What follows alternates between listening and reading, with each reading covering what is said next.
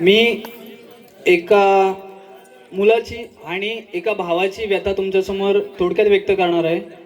तर बघूया भाऊच्या रूपामध्ये. ए ताई, ए ताई, काय झालं ग? ए तर तू एवढे लवकर कशी सोडून गेली ग?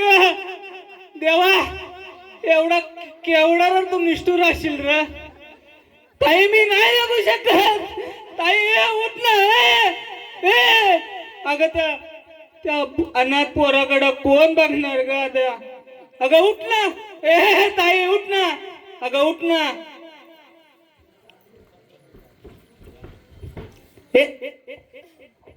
नीली नीली नीली नीली गोटी मारू. नीली नीली गोटी मारू.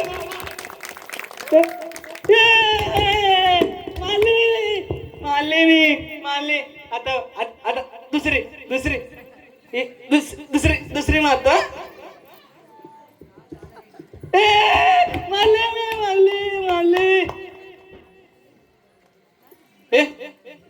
ए मामा, हे तू मला ओढून का नेतो? मी खेळतोय ना. ए मामा, अरे मी खेळतोय ना. ए मामा, ए मामा, एवढे लोक का जमलेत?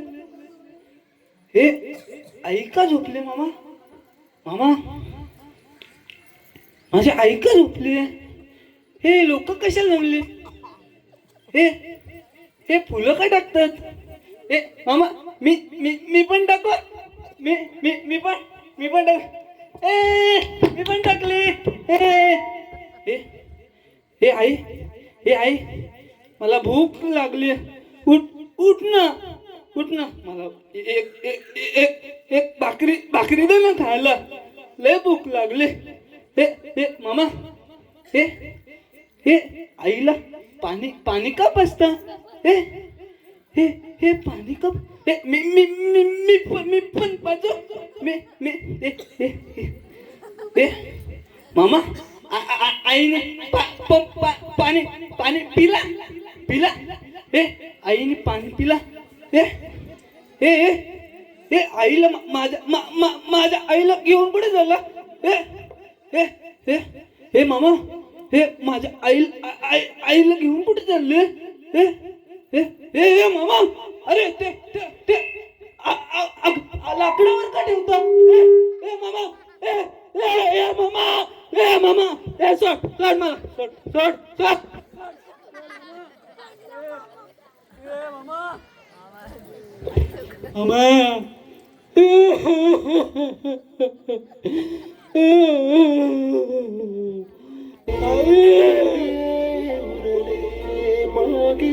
उसाचे सुना काळजाचे विरले सारे नशे आले निखारे उरी वादळाचे रुतले जिव्हारी बसले निवारी भिजले सुखाचे.